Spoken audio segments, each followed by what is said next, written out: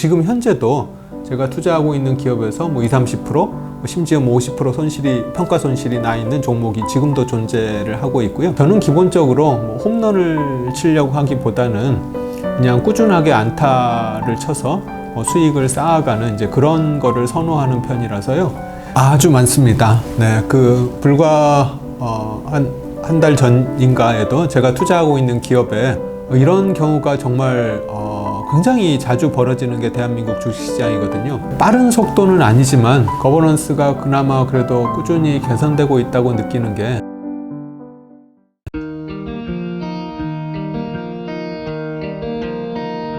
어떤 종목에 대해서 손실을 본 경험이 있냐라고 이제 물어보면 그런 경우는 부지기수로 많이 있거든요. 예를 들면 지금 현재도 제가 투자하고 있는 기업에서 뭐 20, 30%, 심지어 뭐 50% 손실이, 평가 손실이 나 있는 종목이 지금도 존재를 하고 있고요. 그래서 이제 어떤 종목에 대해서 투자를 해서 그 종목에서 뭐 손실을 본 적이 있냐라고 하면 그런 적은 굉장히 많다. 근데 이제 그렇지 않고 이제 전체적인 포트폴리오로 투자해서 수익을 계속 냈느냐라고 물어보면 제가 이제 20년 투자하면서 이제 손실을 보고 마감을 한 거는 2008년 금융위기 때가 이제 크게 손실을 봤었던 때고요. 대부분은 다 플러스 수익이 났었었는데 올해는 아직 지금 상반기까지 약간 좀 마이너스인 상태입니다. 그래서 올해 장이 사실은 굉장히 좀 쉽지 않은 장이라고 말씀드릴 수 있을 것 같고요. 하여튼 종목에서 손실이 났냐고 하면 이제 손실이 난 경우가 많이 있지만 이제 포트폴리오 전체로는 이제 그렇게 크게 손해가 난 거는 2008년 금융위기처럼 이렇게 세계적인 위기가 왔을 때 이제 그럴 때 정도 뭐 손실을 본 것 같습니다.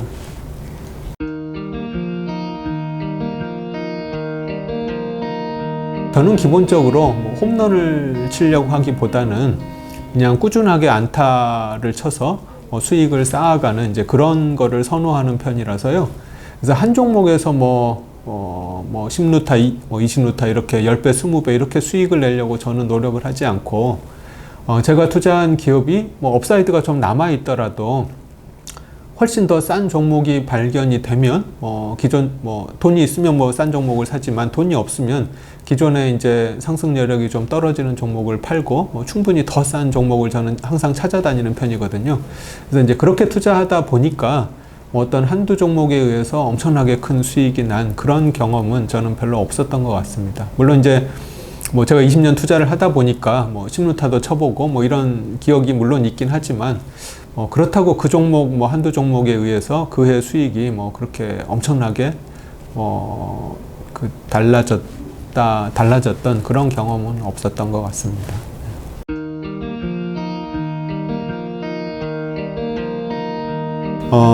장이 좋지 않기 때문에 저는 투자를 해야 된다고 생각을 하거든요. 장이 좋을 때는 사실은 경계를 해야 될 시기인데 이제 많은 사람들이 지금 거꾸로 행동을 하는 거죠. 장이 좋을 때는 다 그런 수익에 도취돼서 그냥 투자에 너도나도 뛰어드는데, 장이 안 좋을 때는 처음에는 이제 물론 용기를 내서 투자를 하다가 계속 장이 안 좋으면 결국은 기브업하고 이제 나가시는 분들이 많이 있는데, 장이 안 좋기 때문에 사실은 투자를 해야 된다고 생각을 하고 있고요.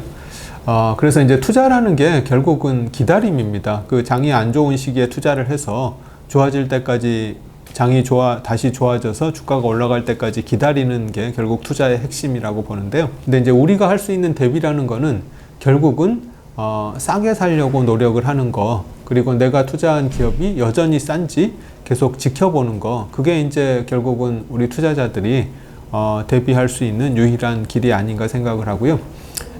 근데 이제 그렇게 투자를 하려면, 그렇게 이제 기다리는 투자를 하려면 결국은 여유 자금으로 투자를 해야 되는 거죠. 그래서 레버리지를 쓰면 절대 안 되고, 레버리지를 쓰면 장이 하락하면 내 의지하고는 상관없이 매도를 해야 되는 거, 반대 매매를 당하는 거잖아요. 그리고 또 여유 자금이라는 게 한 6개월, 1년 이런 여유 자금은 여유 자금이라고 할 수가 없고, 최소한 한 3년 정도는 내가 없어도 되는 자금이어야지 지금과 같은 시기를 여유롭게 기다릴 수가 있거든요. 그래서 그런 정도의 돈으로 여유를 가지고 하는 게 결국은 이런 그 시장에 대비하는 방법이 아닌가 생각합니다.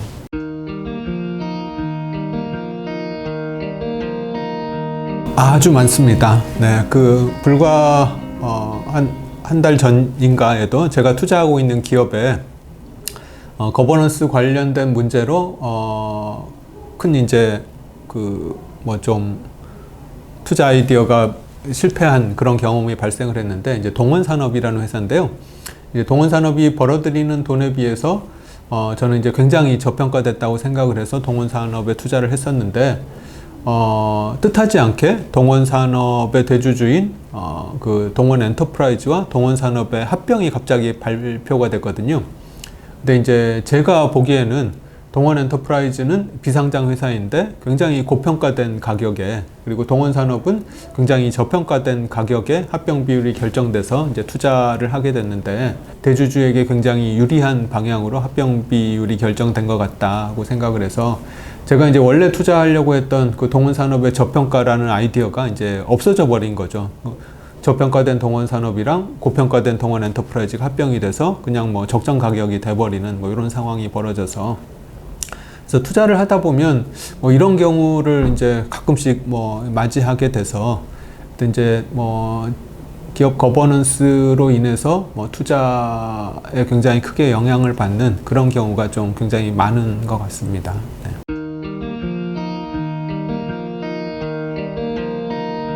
빠른 속도는 아니지만 거버넌스가 그나마 그래도 꾸준히 개선되고 있다고 느끼는 게, 방금 얘기 드렸던 동원산업 사례 같은 경우, 이제 처음에 동원산업이 그렇게 굉장히 불합리한 합병 비율로 합병을 발표를 했는데, 이제 저희들 투자자들이 이의를 제기했는데, 동원산업 측에서 불과 한 2달도 안 돼서 그 합병 비율을 다시 좀 정상적인 수준으로 합병 비율을 수정을 하셨거든요.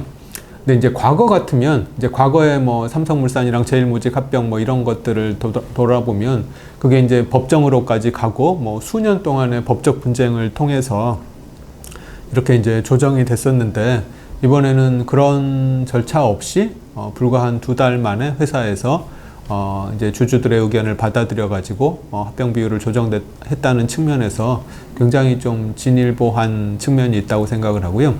또 이런 사례뿐만 아니라 최근에 뭐 SM이라든지 뭐 사조오양이라든지 이런 데가 이제 소액주주들이 추천한 감사 선임이 됐었고, 또 최근에는 과거에는 이제 우리나라 기업들이 자사주를 사서 소각하는 경우가 거의 없었었는데, 최근에는 이제 자사주를 사서 소각하는 기업들도 계속 생겨나고 있거든요. 그래서 이제 이런 것들을 보면 빠른 속도는 아니지만 계속해서 기업 거버넌스가 계속 바뀌어 나가고 있다고 느껴지는 것 같습니다.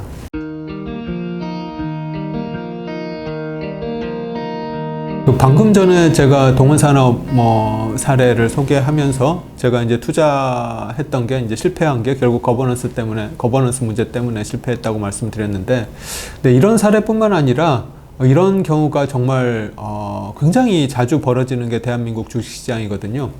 예를 들면은 올 초에 무슨 일이 있었냐면, NS 쇼핑을 할인지주가 100% 자회사로 만든 일이 있었는데, 그 전에 무슨 일이 있었나 하면 NS 쇼핑이 양재동에 있는 부동산을 수천억을 들여서 샀습니다. 그리고 이제 그걸 개발을 하려고 계속 준비를 하고 있었는데, 수년 동안 이제 그 부동산을 보유를 하면서 부동산 보유세랑 또 그 부동산을 사기 위해서 차입한 그 차입금에 대해서 이자 비용이랑, 그런 이자 비용이랑 보유세를 1년에 또 뭐 수백억을 계속 냈었거든요. 그렇게 NS 쇼핑이 수천억을 들여서 부동산을 사고, 그 부동산으로 인해서 매년 수백억의 비용을 들였었는데, 이제 올해 들어서 그 부동산의 개발이 가시화가 됐는데, 공교롭게도 그 시점에 하림지주가 NS 쇼핑을 100% 자회사로 만들어 버렸거든요. 그래서 어떻게 보면 그동안 수년 동안 NS 쇼핑 주주들이 뭐 굉장히 많은 비용을 들여가지고 그 부동산 개발을 하기 위해서 노력을 했는데, 그 결실이 딱 뭐 이제 일어나려고 하는 시점에 결국은 그 하림 그룹의 대주주한테 굉장히 득이 되는 방향으로 합병이 아니라 100% 자회사가 이루어졌고요. 또 이제 이 사례 말고 작년에 또 그 사조 그룹에서 골프장을 2개를 가지고 있는데, 캐슬렉스 서울이랑 캐슬렉스 제주 골프장을 2개를 가지고 있는데, 그 이제 캐슬렉스 제주가 굉장히 크게 적자를 보는 골프장인데, 이 골프장을 이제 합병을 해가지고 그 대주주한테 대가를 지불하고 대주주의 지분이 높아지게 되는 이제 그런 합병을 하려고 했는데, 이거 역시 이제 굉장히 좀 대주주한테 유리한 방향으로 자산 매각이 이루어진 사례가 발생을 해가지고, 이제 그거는 이제 그 소액주주들이 반발을 해서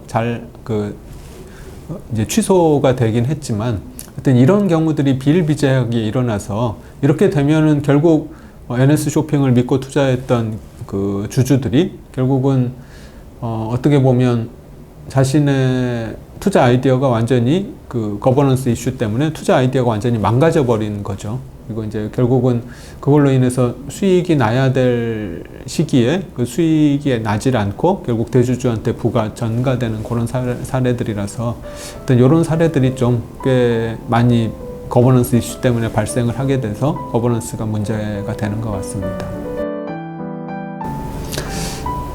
이 단어를 하나를 딱 생각을 하려고 했는데, 이게 참 어렵더라고요. 거버넌스 문제가 조금씩 과거보다는 좋아지고 있다고 말씀을 드렸잖아요. 그래서 이렇게 조금 단계를 거치면서 결국은 우리나라 거버넌스도 조금 계속해서 좋아지리라고 생각을 하고 있고요. 지금 장이 굉장히 어려우실 텐데요. 개인 투자자분들은 아마 더 힘드실 거다라고 생각이 들긴 하는데, 기다리는 게 이제 투자의 핵심인데, 예를 들면 살을 빼고 싶은데 냉장고를 자꾸 열어보면